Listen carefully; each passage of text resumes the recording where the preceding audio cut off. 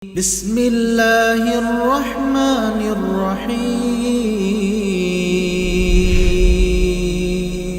الحمد لله وحده والصلاة والسلام على من لا نبي بعده أما بعد فأعوذ بالله من الشيطان الرجيم بسم الله الرحمن الرحيم وعن ابن عمر رضي الله عنهما أن رسول الله صلى الله عليه وسلم قال أمرت أن أقاتل الناس حتى يشهدوا أن لا إله إلا الله وأن محمد رسول الله ويقيموا الصلاة ويؤتوا الزكاة فإذا فعلوا ذلك عصموا مني دماءهم وأموالهم إلا بحق الإسلام وحسابهم على الله عز وجل رواه البخاري ومسلم. د امام نووي رحمه الله د دې کتاب الاربعون النوویه دا اتم نمبر حدیث دی.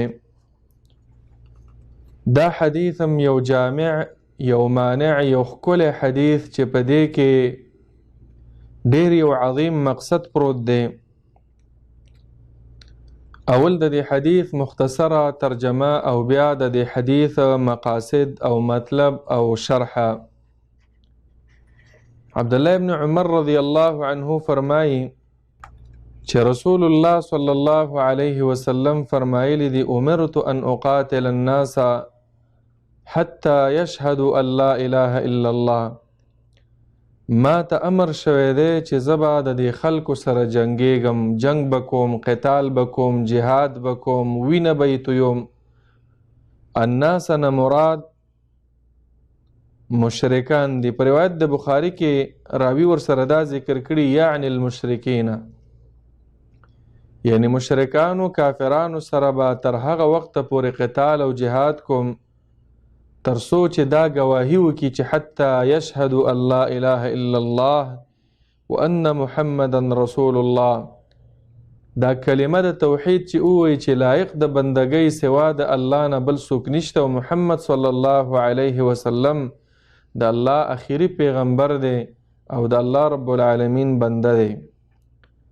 دویم نبی علیہ السلام بیا دا ویله ویقیم الصلاة او تر څو چې پابندي د منځونو یې نه وي شروع کړي زه به ورسره جهاد کوم، قتال به کوم. یعنی صرف په کلمه خلاصون نشته بلکې منځ ورسره لازم دی چې منځ کې یو کلمې ویلې وي.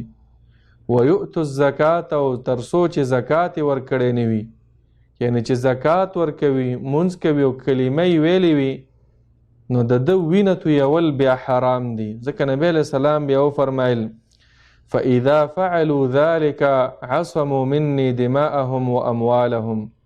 چې کله د خلکو د مشرکانو دا کار وکړو، یعنی کلمه د توحید ویله، مسلمانان شو، منځونه وکړل، زکاتونه ورکول، نو عصموا مني دماءهم، دوی بچ کړل، محفوظ کړل زمان خپل وینې و اموالهم خپل مالونه.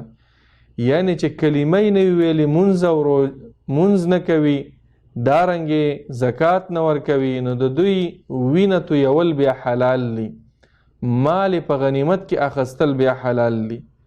او چې کله کلمه وویله، منځ کو، زکات ورکو، نو بیا د دوی وینې، د دوی مالونه دا بیا محفوظ شو. دوی سره به جنگ ناروا دی، قتال ناروا دی، د دوی وینه تویول دا بیا ناروا دی. خو الا بحق الاسلام، مگر د اسلام چې کوم حق دی په هغې به ورته سزا میلاویږي. وروسته به راشي حق د اسلام دا دی چې شادي شده وي، اگر که کلمه یې ویلې وي، منځ هم کوي، زکات هم ورکوي، خو چې زنا کوي او شادي شده وي، نو دا به په کاڼو ویشتلی کېږي، رجم کېږي به. یا دا دین پرېږدي، مرتد شي او کلمه پرېږدي، منځ پرېږدي، روژه پرېږدي، زکات پرېږدي، نصرانی شي، عیسوي شي، یهودي شي، هندو شي، خپل مذهب یعنی دین اسلام مکمل پرېږدي، بل طرف ته واوړي، نو بیا دا مرتد شو، دین یې پرېښود او بل دین یې غوره کو، باطل دین یې غوره کو، نو د ده سر کټ کول بیا جایز دي. دریم نبی علیہ السلام دا ویلي چې قاتل وي مسلمان که هر څومره بزرګ مسلمان وي خو چې بل مسلمان قتل کو نو د هغه سر به کټ کیږي. حق الاسلام دا معنا ده. وحسابهم علی الله او د دې حساب په الله تعالی باندې دی. په ورځ د قیامت باندې د الله سره معامله ده. که منځونه صحیح کړي وو، زکاتونه صحیح ورکړي وو، کلمې صحیح په اخلاص سره ویلې وه نو دوی به جنت ته ځي. او که دای صحیح نه کړي نو بیا رب العالمین به جهنم ته بوځي. یعنی د الله سره معامله ده. دا حدیث بخاری او مسلم کې دی. دې حدیث کې ډېرې ښکلې فایدې او ډېرې ښکلې مسئلې دي. د ټولو نه اوله لویه مسئله هغه دا ده چې لوی شان د دې کلمې چې لا اله الا الله دا ډېره عظیمه کلمه ده. د دې وجه نه قرآن کې د ټولو نه لوی آیات د معنا په لحاظ باندې هغه آیت الکرسی ده. دې ته لوی آیات ولې ویل کېږي؟ علماء لیکلي چې یو وجه دا ده چې په دې کې دا کلمه ده چې الله لا اله الا هو الحي القیوم. یعنی لا اله الا الله دا معنا په دې آیات کې ده. دا کلمه چې چا په اخلاص سره وویله حدیث کې راغلی دی چې دا انسان دا به جنت ته ځي. من قال لا اله الا الله خالصا من قلبه، د زړه په اخلاص سره، بعض روایتو کې راځي صادقا من قلبه، چې د زړه نه یې په دې کلمه باندې یقین او دا کلمه یې وویله دا به رب العالمین جنت ته بوځي. دا داسې قوي کلمه ده. یو حدیث کې داسې راغلی چې په ورځ د قیامت به یو انسان راشي 99 صحیفې او 99 رجسټرې دا به د ګناهونو نه ډکې کړي یو رجسټر او یو دغه عملنامه دا به دومره اوږده وي لکه مد البصر د انسان نظر چې څومره لګي. دته به وویلی شي چې ستاسو نیک عمل شته؟ دی به ووایي چې نه. یو وړوکی غوندې چیټ ورته راویستلی شي، دې ته حدیث البطاقه م وایي. په هغه چیټ کې به دا لیکلی شوي چې لا اله الا الله. دا سړی به دا ووایي چې دا وړوکی چیټ په مقابل د دومره غټو رجسټرو کې دا به څه وزن ولري. خو چې کله دغه چیټ کې لا اله الا الله لیکلی شوی دی، دا لا اله الا الله د تلې په یو طرف کې واچولی شي او دا ټول ګناهونه 99 رجسټرې دا د تلې په بل طرف کې، نو دا فمالت بهن کفت لا اله الا الله، دا د لا اله الا الله چابړې او تلې دا به پې درانه شي، لاړ به شي دا سړی جنت ته به لاړ شي. یو روایت کې داسې راغلی که د اسمانونه او ځمکې او د دې ټولې آبادیانې د تلې په یو طرف کې واچولی شي او لا اله الا الله په بله طرف د دې تله کې واچولی شي په بل چابړي کې، لمالت بهن کفت لا اله الا الله. لا اله الا الله کلمه دومره عظیمه کلمه ده. او وجه اصل کې دا ده چې په لا اله الا الله کې نفي د ټولو معبودان باطله او د لا اله نه منم، نه په یقین لرم. ټول هغه معبودان چې د الله نه علاوه څوک بندگی کوي، که هغه بودان دي که هغه پیران دي، ایون د پیغمبرانو عبادت ناروا دی. بندگی به د پیغمبرانو نه کې، تابعداري به یې کې، د هغوی په لاره به ځي، خو سجده به الله ته لګوي، رکوع به الله ته لګوي، انفاق فی سبیل الله به د الله په نوم باندې کوي، نیک اعمال به د الله د پاره کوي. نو لا اله الا الله کې دومره پاور او دومره زور او دومره قوت دی. نو لا اله معنا دا ده چې ټول معبودان باطله نه منم الا الله، صرف د الله بندگی بکوم. او ورسره د رسول الله صلی الله علیه وسلم رسالت باندې یقین ساتل چې خاتم النبیین دی، زموږ پیغمبر دی، د قیامت پورې بل پیغمبر نه راځي. د دې وجې نه په ذکرونو کې غوره ذکر هغه د لا اله الا الله دی، ځکه دا کلمه ډېره قوي کلمه ده. افضل الذکر لا اله الا الله. علماء دام لیکلي چې هر ذکر چې دی په هغه باندې دا خوله چې کله تلفظ کوي او ذکر کوي نو مخاطب سړی تخکاری چې دا ذکر کوي. لا اله الا الله داسې یو ذکر دی چې په دې کې دا نقطې نشته، دا ټکی پکې نشته، نو خوله ورسره نه راغونډېږي. لکه سبحان الله دا شونډې راغونډې شي، الحمدلله په میم باندې دا شونډې راغونډې شي، نو پته لګي چې سړی ذکر کوي. لا اله الا الله تاسو تجربه وکړئ چې لا اله الا الله ذکر چې سړی کوي مخاطب ته پته نه لګي، نو دا داسې یو ذکر دی چې بنده کله دا ذکر کوي نو مخاطب ته پته نه لګي، نو په اخلاص په زړه کې به ډېر راځي. سلف صالحین چې به کله په مجلس کې ناست وو دا ذکر به ډېر کو چې لا اله الا الله، ځکه چاته پته نه لګي دا د الله ذکر یې کو. بیا د دې کلمې فایده هم دا ده چې کم سړی دا کلمه ووایي د ده وینه مال دا محفوظ شو، دا مسلمان شو. دویم د حدیث کې لوی مقصد هغه دا دی چې د کلمې طیبې نه وروستو دا مونځ هم لازم دی. مسلمان هغه مسلمان دی چې هغه مونځ کوي، چې مونځ یو سړی نه کوي دا مسلمان نه دی. دا فتوا د نبی صلی الله علیه وسلم ده. من ترک الصلاة متعمدا فقد کفر. څوک چې مونځ نه کوي قصدن دی کافر دی. عبدالله ابن شقیق صحابي او تابعي هغه به فرمایل و چې ما ادرکت اصحاب النبي صلی الله علیه وسلم، ما صحابه کرام چې څومره لیدلی هغوی به په هیڅ شي د کفر فتوا نه ورکوله مګر په هغه کس باندې به د کافر فتوا لګوله چې چا به مونځ نه کوو. مونځ چې څوک نه کوي د هغوی سره جهاد پکار دی، قتال پکار دی. حدیث مطلب دا دی. دارنګې زکات چې په چا فرض وي ویؤتو الزکات، زکات په چا فرض دی او زکات نه انکار کوي، زکات نه ورکوي، نو دغه سړي سره به هم جهاد کولی شي، قتال به کولی شي. درې خبرې دا غټې خبرې شي چې کلمه چا ویلی وي او مونځ کوي، زکات ورکوي، د وینه تویول دا حرام مطلق دی، دا به نه تویې مګر په دریو صورتونو کې چې هغه وروستو په حدیث کې راځي. هغه سړی چې مسلمان دی او شادي شده دی او زنا کوي نو دا به وجلی کیږي، په کاڼو به ویشتلی کیږي. هغه سړی چې مسلمان دی او دی بل مسلمان قتلوي نو دی به قتلولی شي، حکومت وقت او قاضي به د هغه نه سر کټ کوي. او هغه سړی چې مسلمان دی کلمه ویلې مونځ هم کوي او دس هم کوي خو بس بالکل دا دین پرېږدي چې نور زه مسلماني نه کوم، دا به مرتد دی، دا به وجلی کیږي. نبی علیہ السلام داسې ویله. نو عزیزانو مسئله دا شوه چې دا درې ډېر لوی لوی عملونه دي، کلمه، مونځ او زکات. په دې حدیث کې دا ذکر دي. حدیث کې داسې راغلی دی نبی صلی الله علیه وسلم معاذ رضی الله عنه چې کله یمن ته لیږو، بخاری او مسلم کې دا حدیث دی چې ته لاړ شه د یمن والاو ته دعوت ورکول، ورته کلمه ووایه.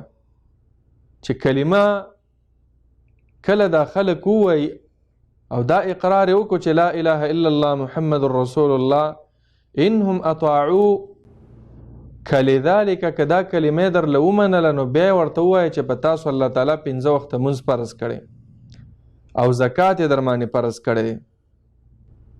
نو د کلمې سره سره په ارکانو د اسلام باندې، د اسلام په بنیادونو باندې به هم مسلمان عمل کوي. قرآن کې الله رب العالمین داسې فرمایي فإن تابوا وأقاموا الصلاة وآتوا الزکاة فخلوا سبیلهم. که دا مشرکان توبه وباسي، کلمه ووایي، واقاموا الصلاة او منځونه شروع کړل، وآتوا الزکاة او زکاتونه ورکول د الله په لار کې، نو فخلوا سبیلهم، بیا به د دوی لار پرېږدئ، دوی ته به لار نه نیسئ. معنا دا ده بیا به دوی سره جنګ نه کوئ. په سوره توبه 11 آیات کې شرح واپس داسې راغلی فإخوانکم فی الدین، دا به ستاسو ورونه دي، دا به بیا نه وجنئ.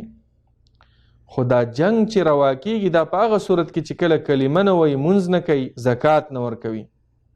د دې وجه نبی صلی الله علیه وسلم به په هغه کلي باندې غذا نه کوله چې په کوم کلي کې به اذان کېدو، ځکه اذان دا علامه د مونځګزارو خلکو ده او مونځګزارو سره به جهاد نه کوي، هغه به نه وجني. د حدیث کې لویه مسئله هم دا بیانېږي چې ګوره د مسلمان وینه ډېره محترمه ده، مسلمان وینه به نه تویې. حدیث کې راغلی مسلم شریف کې دا روایت دی، بخاری کې هم دی چې نبی علیہ السلام به اذا غزا قوما، چې یو قوم د پاره به تو چې دوی سره جهاد کوم، چې سحر کېده به غوږ به کېښودو، فإن سمع آذانا، که اذان به واورېدو بیا به په هغوی حمله نه کوله، که اذان به وانه اورېدو نو پوه به شو چې دا مونځګزار نه دي، نو بیا به یې د هغوی په خلاف باندې د جهاد اعلان کو. یو حدیث کې داسې راغلی ترمذي کې ان سمعتم مؤذنا او رأيتم مسجدا فلا تقتلوا احدا. چې کله تاسو ویني چې یو مؤذن اذان کوي او جمعات دی خلک پکې منځونه کوي، نو بیا به ګوره د دغې خلکو سره جهاد تاسو نه کوئ. زما عزتمند ورونو، د مسلمان وینه تویول دا ډیره عظیمه ګناه ده.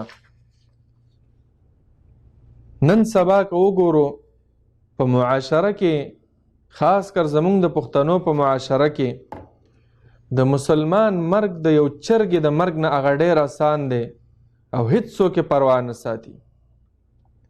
ګورئ په پوله پټي لانجه وي، بس ډز ټوپک راوالي، 5 تنه د دې طرفه مړه شي او 5 د هغې طرفه. ماشومان په خپلو کې جنگ وکړي، د ماشومانو په سر پلرونه ټوپکونه راواخلي، یو بل مړ کړي. دارنګې د قرض په مسلو باندې، د روپو په مسلو باندې سره دشمنۍ وکړي. د جایداد په تقسیم باندې خلک مرګونه کوي. بعضې خلک د ولږې د لاسه تنګ راشي، بس ځانونه مړه کړي، بچي مړه کړي. او بعضې خلک بیا داسې کوي چې په خپل مقابل مسلمان رور باندې د کفر پتو ولګي او هغه وجني، سره د دې نه چې دغه مقابل مسلمان کلمه هم وایي لا اله الا الله، مونځ هم کوي، زکات هم ورکوي، روژه هم نیسي، حج د بیت الله هم کوي، د اختر منځونه کوي، عام فرضي منځونه کوي. نو داسې دا زړونه سخت شوي وي چې بس هغه اول کافر کې بیا یې وجني. حالانکه عزیزانو قتل د مسلمان ګوره دا یوه عظیمه ګناه ده. نبی صلی الله علیه وسلم احادیثو په رڼا کې لږ وګورئ. د ټولو نه اول نبی صلی الله علیه وسلم فرمایي، ګورئ که یو خلک راجمع شي او کعبه ورانوي، مونږ او تاسو ټول به څه وایو چې لکه غټ کافر دی، کعبه ورانوي، پیدل هم راځو، ځان سره اسلحه هم راخلو چې د کعبې دفاع وکړو. ولې کعبه ورانول دا خلکو ته غټ کفر ښکاري او دیم کفر.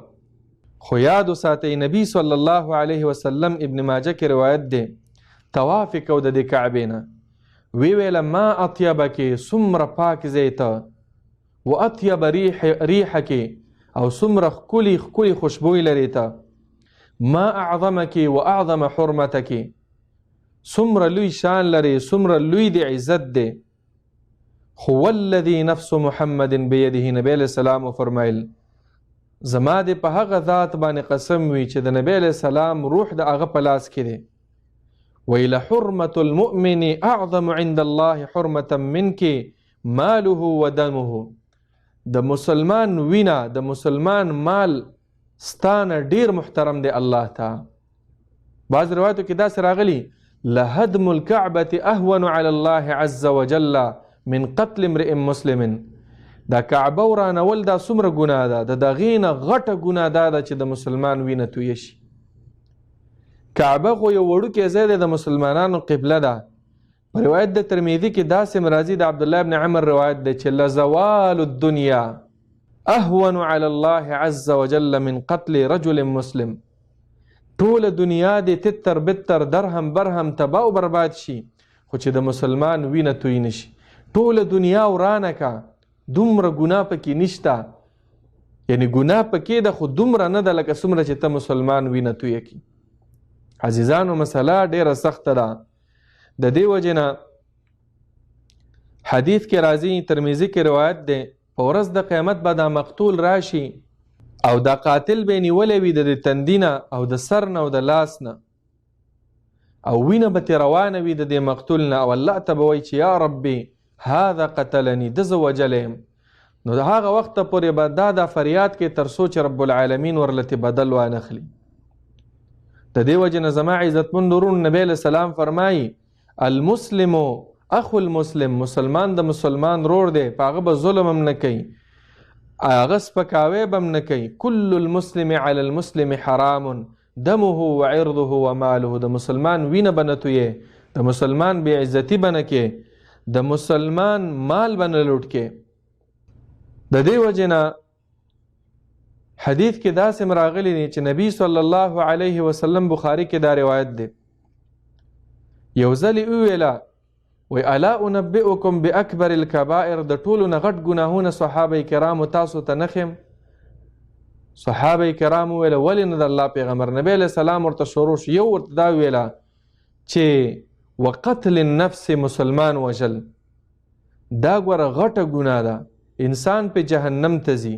قرآن کې رب العالمین فرمایي ومن قتل مؤمنا متعمدا، کم مسلمان چې بل مسلمان قصدن مړ کړي نو جزا یې څه شی ده؟